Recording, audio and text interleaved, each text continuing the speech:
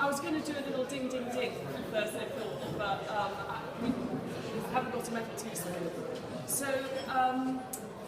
well, welcome everybody to our third Thursday thought and the last of our trilogy on the power of words. I don't know how many of you were here over the last 2 weeks.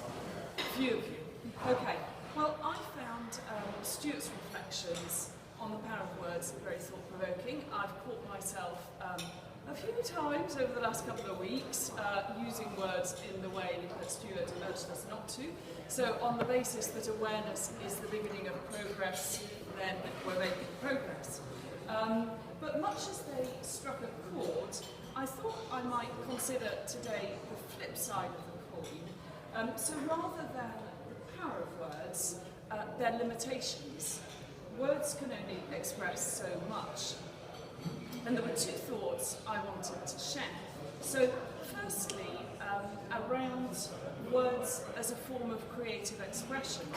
I was at an art exhibition recently, and at art exhibitions I always read the white plaque on the side of the painting, on the left-hand side of the painting, which describes, usually in the artist's own words, what they're trying to express in their painting.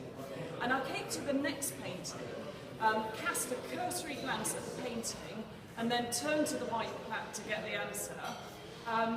But to my surprise, there was no explanation, but simply a quote from an artist called Edward Hopper, an American artist.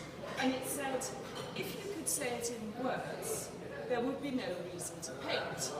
And so I turned back to the painting and had another look. And the same can be said of other forms of creative expression. So I don't know if any of you have seen the film Amadeus, which tells the story of Mozart's life.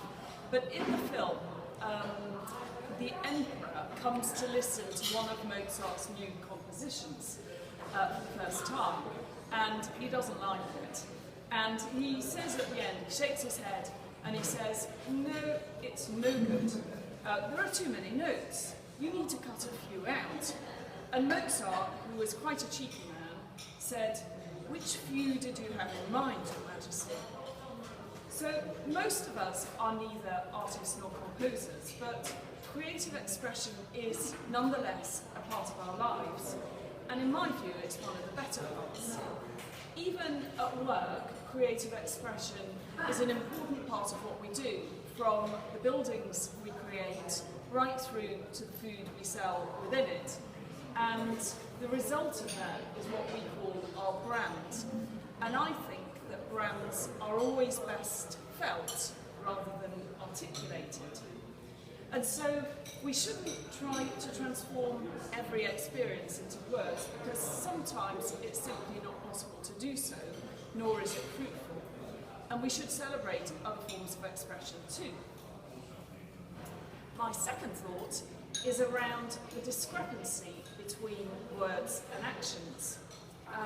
The psychologist Carl Gustav Jung said, "You are what you do, not what you say you will do. And by extension, you are what you are, not what you think you are." I think our children teach us this, mine do anyway, as they tend to be a product of what we do, not what we tell them to do, and of what we are, not what we say we are.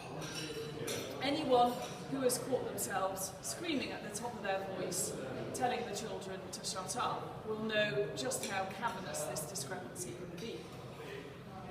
I gave this talk the slightly tongue-in-cheek title of The Final Word, because the bosses usually do get the final word. There are bosses, leaders, people of authority and power in all aspects of life, and even in one organisation there can be many, and there are here as well, so it's not just me. But because they, or rather we, do get the final word, it's we that risk the widest discrepancy between our words and our actions, and so it's we who should be the most mindful. So it's inevitable that we spend a lifetime trying to define ourselves, and it is also inevitable that we take an an optimistic view of that definition, why wouldn't we? But we would do well to remember that the finest people in life are not those who articulate the finest principles, but those who live them. So words may help us with that aspiration, but it's what we do that really defines us. So, for those of us who don't have the gift of the gab, there is hope for us yet. Words do have untold power, but they will only ever say so much.